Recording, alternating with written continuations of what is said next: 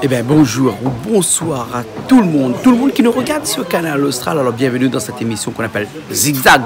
Alors, on a l'habitude de croire que Zigzag, c'est un petit coup à droite, un petit coup à gauche. Alors, quand on parle un petit coup à droite, un petit coup à gauche aussi, des fois, on est un petit peu bancal. Et quand on est bancal, c'est un petit coup qu'on a bu un petit peu en trop, quoi. Bref, aujourd'hui, on va boire un petit peu, mais pas en trop, parce qu'on va boire avec modération aujourd'hui.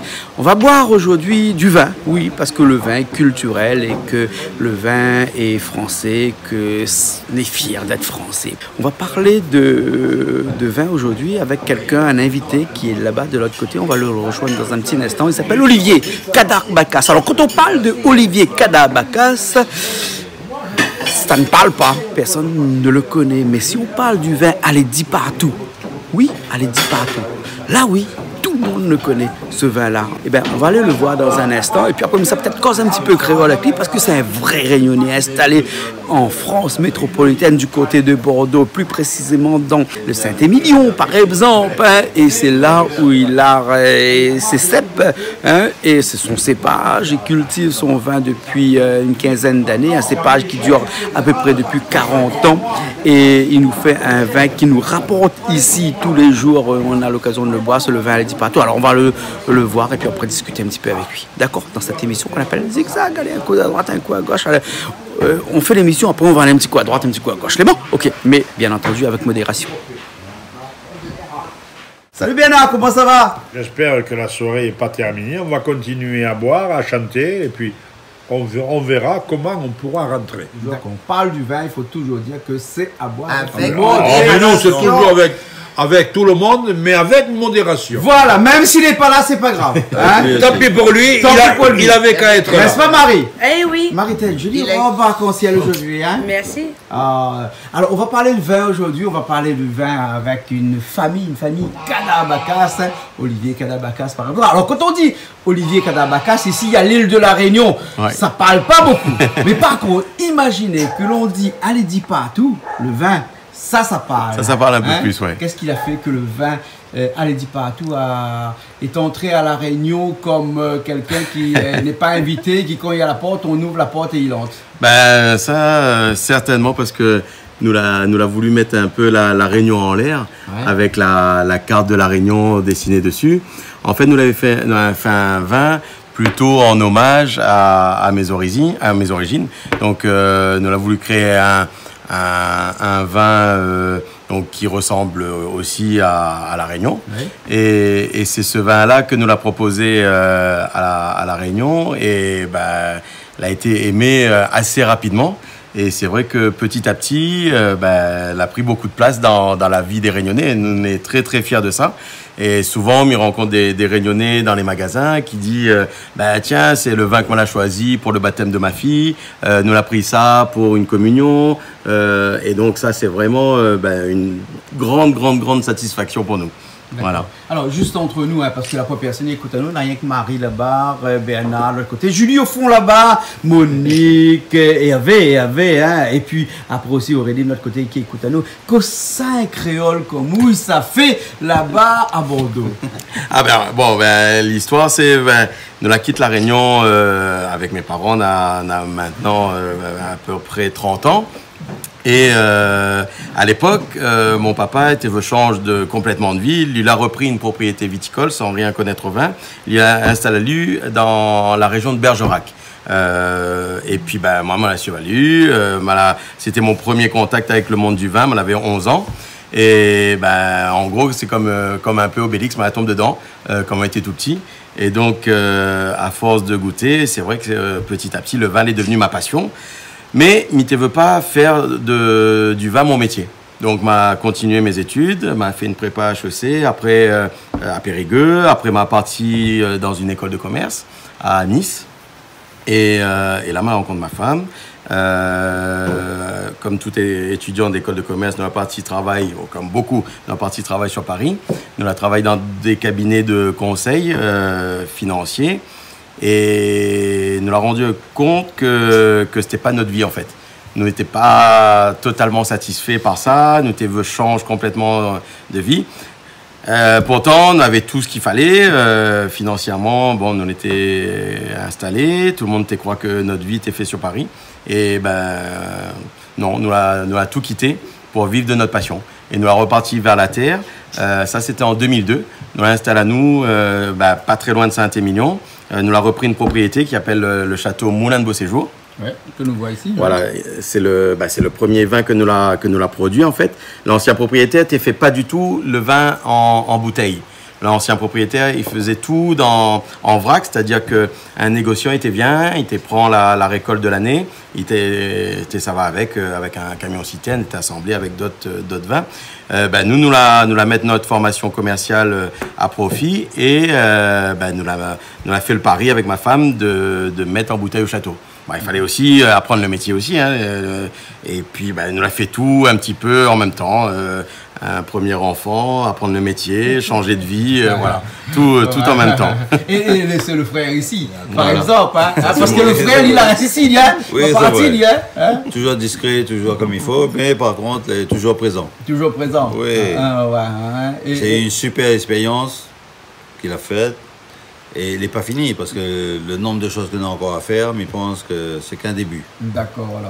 Okay. Alors tout à l'heure, Bernard il disait moi tout à l'heure comme ça que dans le vin, hein, c'est quelque chose que quand il chante là, hein, donne pas lui autre chose, hein, d'aller un petit verre de vin et puis il chante pour toute la nuit. Alors ce que nous va faire, c'est que nous va écouter Bernard chante un petit coup pour nous. Voilà. Les bons, Bernard? Les bons. Ok, alors hein, et le petit verre de vin à côté toujours.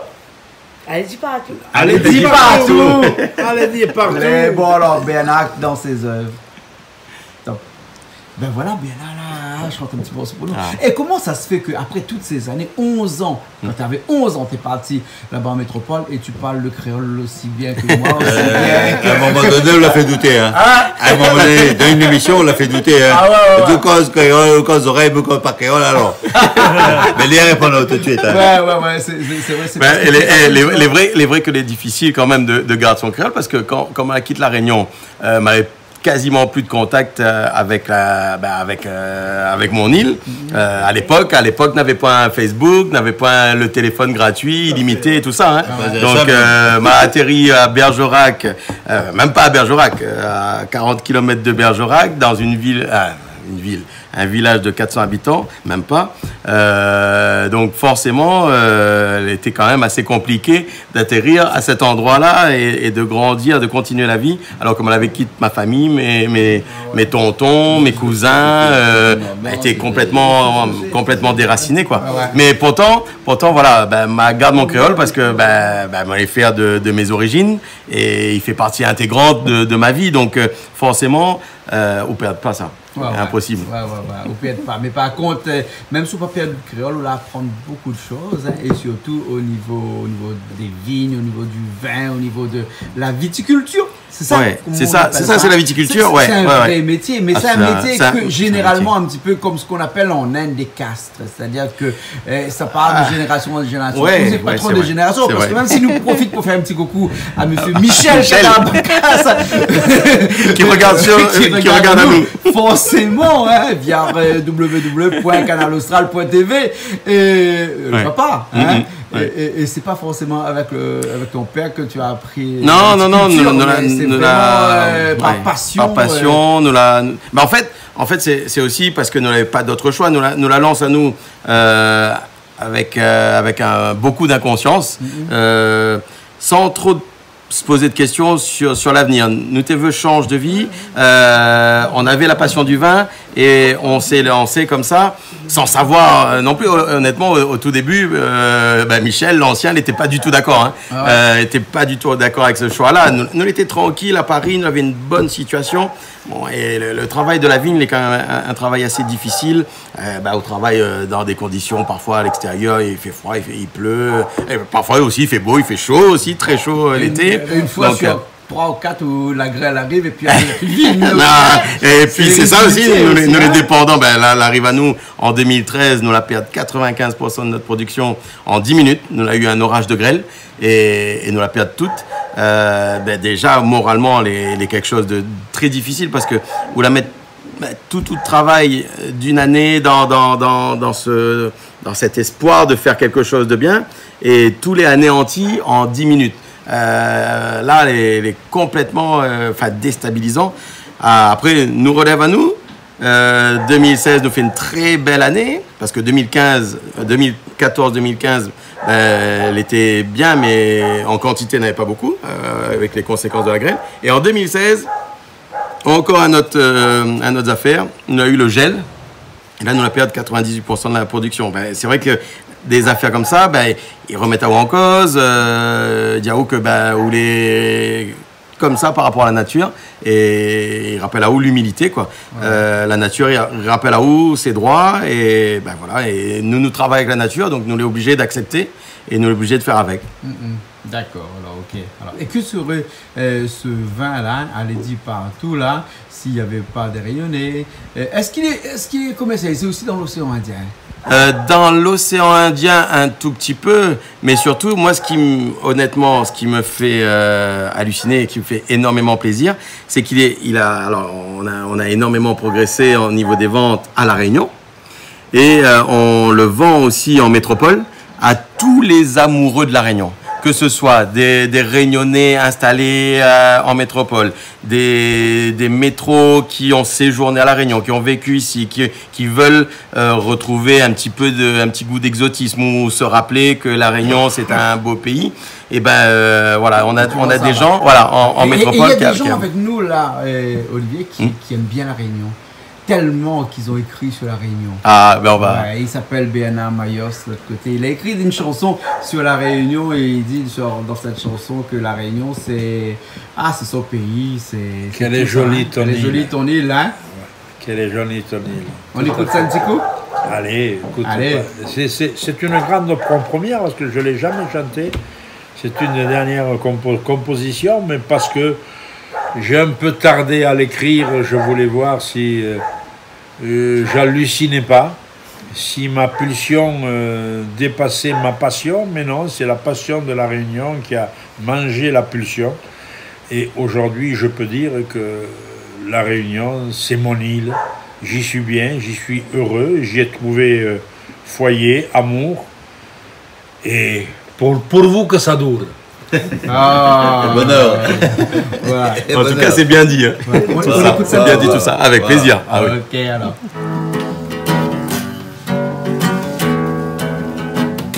Tu savais que Béana faisait aussi du Sega, hein? Toujours, Sega, oreilles. Je suis pas de ton île, je suis pas de ton pays, mais j'ai les yeux qui brillent quand je te parle d'ici. Elle est jolie ton île, pareil au paradis, et mon cœur vacille sous les charmes de tes nuits. Moi j'aime tes montagnes inondées de soleil, ravis des champs de canne et tes cires sans pareil. Je roule dans tes cascades, plonge dans tes torrents, l'esprit, le corps s'évade et j'en oublie le temps. Je suis pas de ton île, je suis pas de ton pays, mais j'ai les yeux qui brillent quand je te parle d'ici. Elle est jolie ton île, pareil au paradis, et mon cœur vacille sous le charme de tes nuits. Puis les côtes sont belles, ornées de sable d'or, de Saint-Gilles à Saint-Pierre, chacune a son décor.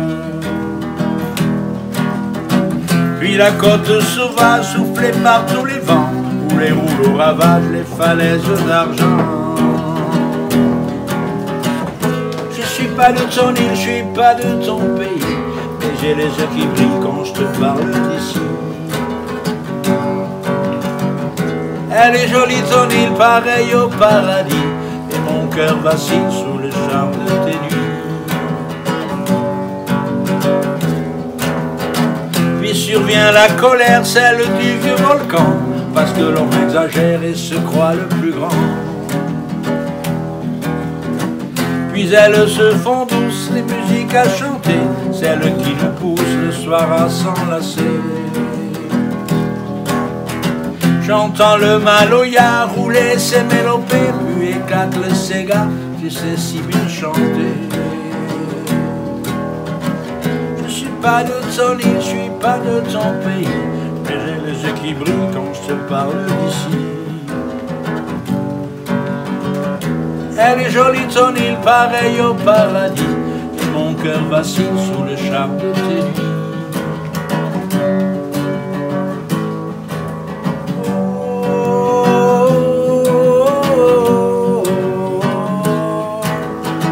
En plein cœur d'océan, il existe une île, s'arrête le temps pour escale tranquille. Le soleil et la mer s'y aiment en silence, puis se cachent sur la terre, commence la danse. Je suis pas de ton île, je suis pas de ton pays, mais j'ai les yeux qui brillent quand je te parle d'ici. Elle est jolie ton île, pareil au paradis, et mon cœur vacille sous le charme de tes nuits. J'ai connu d'autres gens, j'ai fait d'autres pays, j'ai trouvé mon île, son cœur est le plus grand. Je suis pas de ton île, je suis pas de ton pays, mais j'ai les yeux qui brillent quand je te parle d'ici.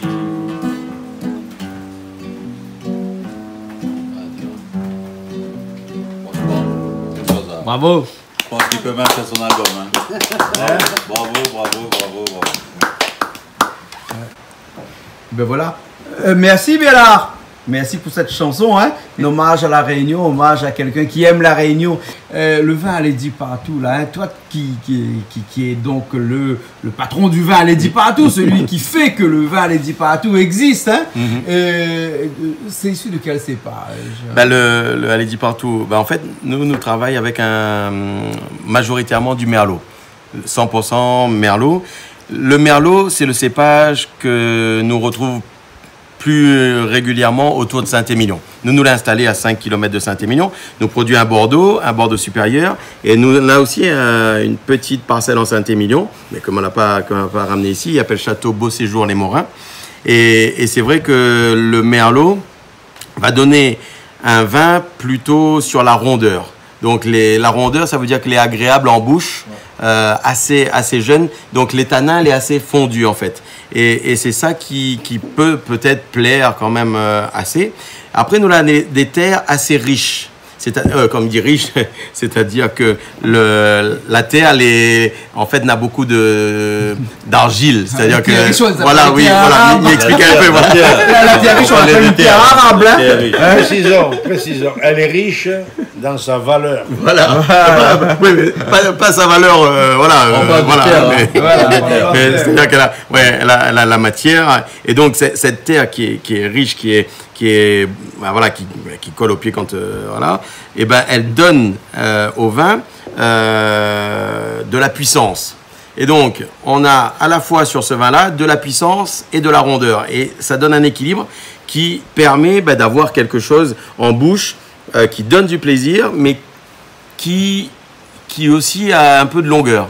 Donc c'est-à-dire que c'est pas un vin qu'on boit et qui passe comme ça. Oublie. Voilà, et qu'on oublie. Voilà, donc c'est un vin qu'on peut garder en bouche, qui a de la matière et qui se marie forcément très bien avec un bon curry, un bon massalé. Tu m'as dit tout à l'heure en aparté, avant qu'on commence l'émission, qu'il existe autant de bouches de vin que chaque vin est particulier. Chaque vin doit s'adapter à la saveur, au goût de la personne. Donc imagine qu'à La Réunion, on est à 800 000 personnes, on n'a pas 800 000 bouteilles. Hein, mais bref, mais en fait, ce que Mimi voulait dire, est adapté à un plus grand nombre. Ce que Mimi voulait dire dans ça, c'est que en fait, vous n'avez pas besoin d'écoute des grands principes ou alors d'aller dans un guide, lire, dire ce vin-là est bon, ce vin-là a une médaille donc il est bon, ce vin-là est cher donc il est bon. Non, ce vin-là, il est bon parce que votre palais a dit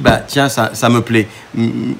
Parfois, il y a des gens qui me disent moi, je ne m'y connais pas à cause le vin, mais je m'y connais dire s'il est bon ou s'il n'est pas bon. Je dis c'est ça l'important. Honnêtement, le plus important, c'est de savoir si le vin plaît à vous ou pas.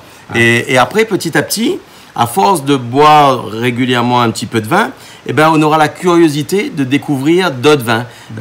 Et votre palais va être voilà, va entrer en haut vers d'autres saveurs et on aura la curiosité de découvrir tous les vins. Ok, Olivier, je vais aller avec une personne qui est avec nous à cette table-là, s'appelle Monique. Hein. Monique, toi, tu es une adepte du vin. Hein, et tu m'as dit, bon, faut pas le dire à tout le monde, mais tu as ton ballon le midi, ton ballon le soir, toi. Et ça fait quelques années comme ça, et on sait bien que le vin a fait des centenaires. Hein. Et donc, ça te gêne pas de boire un petit peu de vin tous les jours? Pas du tout. Boire un verre de vin le midi et le soir n'a jamais fait de mal à qui que ce soit? Non, pas du tout. Au contraire, je pense que ça fait du bien plutôt que de faire du mal. Oui. Oui. Ça a quelques vertus? Ça a des vertus. L'abus est dangereux. Bien entendu. Bien entendu. Mais un verre, un ballon le midi et un ballon le soir, non, je pense que ça fait du bien plutôt que du mal. D'accord. On sait bien que les Français ont vécu plus de 100 ans à cause du vin. Hein? Faut savoir que Pasteur a dit le vin est une boisson saine et hygiénique. Et Pasteur n'était pas n'importe qui. Ah, ouais. Donc boire du vin renforce certains paramètres de la circulation sanguine par son tanin. Voilà, mais comme on dit, il faut boire avec modération. Voilà, toujours. Et est-ce que les Italiens boivent avec modération? Bon, écoutez, j'ai rien contre les Italiens, mais bon, ils vont nous expliquer. Oui. Il y a des très bons vins en Italie. Oui. Ouais. Oui. Ouais. Et toi, ici même à La Réunion, tu bois du vin? Très peu. Très peu. Très peu. À l'occasion. À l'occasion. Ouais. Maintenant, avec Aledi Paratou, tu vas en boire un peu. Voilà, là, j'ai goûté. T'as goûté? J'ai goûté quand même quelque chose de bon. Voilà. À mon goût, à moi. Alors, on va revenir avec Olivier, qui est avec nous, qui nous fait le plaisir de ce voyage de Bordeaux à La Réunion. Voilà, hein. Et avec ton vin Aledi Paratou, oui, hein, tu vas le dire partout, tu vas le dire à La Réunion, tu vas le dire en métropole, parce que tu m'as dit que ce vin Aledi Paratou, tu le vends aussi en métropole, mais plus particulièrement à La Réunion. Comment ça se fait que les créoles, les réunionnais ont adhéré à ce vin-là? Est-ce par compassion? Est-ce parce qu'il y a la carte de La Réunion dessus? Donc, honnêtement, m'y croit que oui, d'abord peut-être que Zot l'a été séduit de voir la carte de La Réunion mise en avant sur un vin de Bordeaux. Ça, je pense qu'on a eu l'effet forcément curiosité. Mais après, si nous l'a progressé, si nous l'est là depuis 15 ans maintenant à La Réunion, je pense que c'est aussi peut-être parce que la qualité ne doit pas être trop mauvaise et que les gens ils reviennent et ils rachètent les mêmes vins et surtout nous restent dans des prix totalement abordables. C'est ce que aussi nous essaye de faire, c'est-à-dire que malgré tout, il faut savoir qu'en 10 ans, rien qu'une capsule, une bouteille, une étiquette, tout ça l'a pris de la valeur, l'a pris des pourcentages, comme tout, il augmente. Mais nous la essaye quand même d'être raisonnable pour que ce vin-là, il reste accessible à tous les Réunionnais. Donc c'est un vin qui se vend à La Réunion aux alentours de combien? Les vendus aux alentours de 6 €, 6,50 €. Voilà, donc sachant que les voyages, on a le voyage, on a l'octroi de mer dessus. Voilà, donc on a quand même pas mal de... et puis on a la marge aussi du magasin aussi. C'est spécifique à La Réunion, ça. Hein. C'est spécifique au Dôme, sinon on aura des problèmes. Voilà. Et donc, ce vin que tu vends ici aux alentours de 6 € comme ça, c'est un vin quand même qui est abordable à La Réunion. Il n'y a pas de gros problèmes à le consommer puisque de toute façon le vin est culturel et on a dit qu'il est pas mal pour la santé, que le CSA nous autorise à communiquer sur le vin de toute façon. Avec modération. Avec modération, bien entendu. Vous voulez dire que on a un principe qui appelle le French Paradox. Et c'est vrai que nous l'a remarqué que dans la région du sud-ouest particulièrement, où le vin est consommé et produit, et en plus on a le canard gras, et les gens vivaient un peu plus longtemps. Et en fait, on s'est rendu compte avec des études que dans le raisin, on a des polyphénols. Et ces polyphénols-là, que les présents sur la peau des raisins, a une action anticorrosive sur les artères. Ce qui fait qu'en fait, il diminue le risque de maladies cardiovasculaires parce que n'a des affaires qui empêchent la graisse de boucher les artères. Donc, c'est pas parce que quand on boit des litres et des litres, mais quand on boit régulièrement un petit peu de vin de temps en temps, ben voilà. Ça ne peut pas faire du mal. Voilà. Ça m'y peut dire à l'antenne. D'accord, ok. Alors, et on va voir un petit coup. Bernard Mayos. Oh, encore Bernard. Bernard, alors, tu as plusieurs morceaux comme ça, tu écris. Alors, Monique nous a dit tout à l'heure en aparté, hein, Monique, il ne faut pas le dire à tout le monde parce qu'il n'y a pas beaucoup de monde qui nous regarde, hein, mais les quelques personnes qui nous regardent actuellement, hein, ils sont des milliers à La Réunion, hein, dis toujours que quand tu chantes, tu as toujours un petit verre de vin à côté. Et ça me fait penser à quelqu'un qui était comme ça, des grands de la chanson française, hein, qui chantait toujours avec son petit ballon à côté. On parle de Aznavour qui chantait aussi comme ça. On parle de Brel aussi qui chantait avec son petit ballon à côté. Et Brel, c'est quelqu'un que tu aimes beaucoup? Oui, entre autres, mais disons que mon essence essentielle, si je puis dire, ce fut Georges Brassens qui a été pour moi un révélateur, un déclic. D'abord, par ses compositions, par ses textes engagés, puis surtout parce qu'il a été un ami d'enfance de mon père. Et j'ai eu ce privilège, très jeune, moi je ne m'en souviens pas parce que je dois avoir 3-4 mois, de sauter sur les genoux de Brassens. Peut-être qu'il a soufflé. Voilà. Et c'est pour ça que tu n'as pas voulu chanter du Brassens, mais tu as écrit une chanson qui s'appelle La Controverse. Oui, c'est comme je dis... Inspiré un petit peu peut-être. Ah oui, non? je suis très brassénisé. Voilà, très brassénisé. Je ne sais pas si on brasse le vin comme on brasse la bière, mais en tout cas, toi tu l'as brassé, toi. Voilà, je suis brassénisé, je suis élevé dans ce sérail, et pour moi, c'est quelqu'un qui a écrit des choses merveilleuses, et à mon niveau, petit niveau, j'essaye de perpétuer et de continuer un petit peu cette œuvre. Écrire des choses sur la vie avec l'humour qu'avait Brassens, avec la vision souvent juste des choses. D'accord. Ma vie est une controverse? Ma vie est une controverse, ça c'est très autobiographique. Et quand je dis j'avais le soleil, je cherchais la verse, mais en fait, pourquoi je suis arrivé dans l'hémisphère austral, c'est parce que c'était cette controverse. Quand c'était l'été en France, c'est l'hiver ici. Quand c'est l'hiver ici, c'est l'été en France. Quand tu as le soleil en France, tu as la verse ici. Quand tu as la verse ici, tu as le soleil en France. D'accord. Donc c'était prémonitoire, sans doute. Sans doute. Ma vie n'a été véhiculée que par des prémonitions et des pulsions et des passions. On écoute ça? Allez, on y va. Allez, on y va. Bonsoir, invité chez ma mère, j'ai peur de lui avait acheté. Tu connais Brassens? Ouais, c'est vrai ça. Eh bien, Mayos, tu connais? Non, pas encore, mais je commence à le connaître et c'est sympa. Ça me ferait trop plaisir, me dis-je d'un petit air au cœur, les femmes, il faut les faire souffrir. Ma vie est une controverse, ma vie est une absurdité.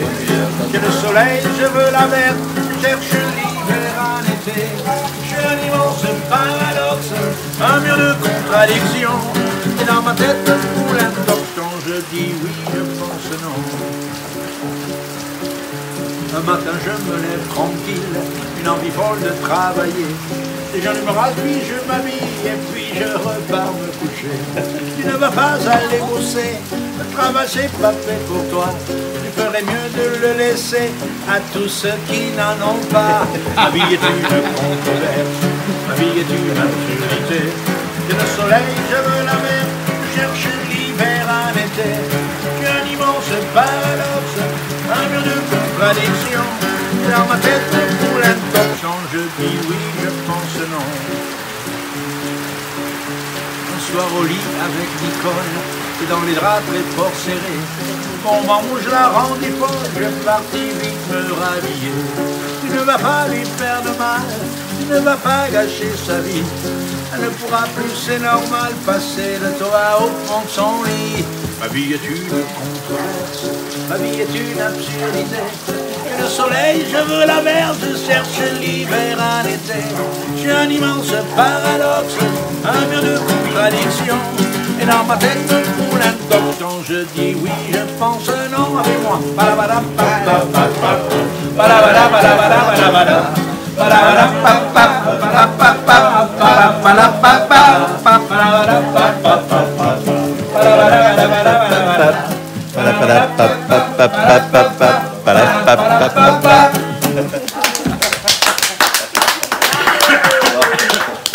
Olivier, entre un bon vin et un champagne, c'est une controverse. Non, c'est une complémentarité. Bernard, désolé. Entre champagne et vin, c'est pas le jour et la nuit, ou la pluie et le soleil. Allez, dis pas à tout. C'est une continuité. Ah bah oui, c'est un ensemble qu'on peut difficilement indissocier. Voilà, c'est on ça. boit du vin avant et du champagne après, ou bien le champagne avant et du vin après? Moi personnellement, je conseillerais plutôt alors souvent il y en a plutôt qui prendraient ça avec le dessert, mais à l'apéritif ça passe très très bien également. Voilà, pour commencer un petit moment festif, et ben à l'apéro très frais, frappé. Ça passe très bien. Et d'un point de vue un peu plus technique, puisqu'on est là pour parler technique, Monique, Hervé, la différence entre un champagne et un vin. Pour les gens qui nous regardent et qui sont comme moi et qui ne savent pas trop. Alors, nous, on produit une méthode traditionnelle. C'est-à-dire que c'est fait avec la méthode qu'on utilise dans la région de Champagne. Mais comme on est installé dans la région de Bordeaux, on utilise les cépages de Bordeaux. Et ce sera jamais un champagne, puisqu'on n'est pas dans la région de Champagne, mais pourtant, voilà, exactement. Mais pourtant, le vin, il ressemble, le champagne, la méthode traditionnelle, il ressemble forcément à un champagne. Donc après, il faut goûter. C'est un brut en blanc, un blanc de blanc, et puis on a le brut en rosé, et il passe très bien. Et il peut dire à Azote que c'est pas le même prix non plus que le champagne. Les normales. Juste entre nous, ça coûte à peu près combien? Les vendus 14 € et en ce moment, pour les foires au vin, puisque c'est la période des foires au vin, les vendus 11 €. D'accord, 11 €. Et ça va très bien pour on en trouve en ce moment. Ouais. Oui, un mariage, une communion. Et surtout, on a le petit rappel de notre île dessus, avec Allez dit partout. Encore un hommage à La Réunion avec une belle présentation. Donc si le vin en plus les bons dedans, faut pas hésiter. Voilà. En tout cas, merci beaucoup. Merci à Azote. Ça nous a fait plaisir aujourd'hui de te recevoir dans cette émission. On appelle Zigzag. Alors au début, honneur. dans cette émission, quand j'ai fait mon petite introduction, j'ai dit Zigzag, j'ai balancé la droite à droite et la tête à gauche. Un petit peu comme ça. Un petit peu enivré. Mais c'est bien d'être des fois un petit peu enivré. Il fait du bien. Il fait du bien un peu de temps en temps. Mais non, mais ça c'est ça c'est des avocats qui tombent. C'est un avocat qui tombe. C'est ce qu'on appelle des attentats. Des attentats. En tout cas, merci beaucoup. Merci à Azote d'avoir reçu à moi. C'était un grand plaisir. Et surtout, n'oublie pas Allez dit partout. Allez dit partout. Vraiment, allez dit partout. Mais bon alors. Et il arrêtera pas. Marie. Allez dis partout. Allez dit partout. Hervé, nous continuons à chanter. Hervé. Hervé, pardon, Bernard. Hervé là. Et c'est moi qui ai la tête qui tourne ou quoi? C'est toi qui bois et c'est moi qui ai la tête qui tourne. C'est lui boit le verre, il dit partout, c'est eux que la tête qui tourne. Merci bien. Merci. On se retrouve. Merci à Azote. On se retrouve. Allez, à bientôt. Ça l'a fait marrer? Il a passé la boule à la boue vraiment pour le soir. Et ce soir on boit du vin et il y a de la pluie. Allez dis partout. Allez dis partout. Sinon tout le monde va connaître. Mais bon. Arrête.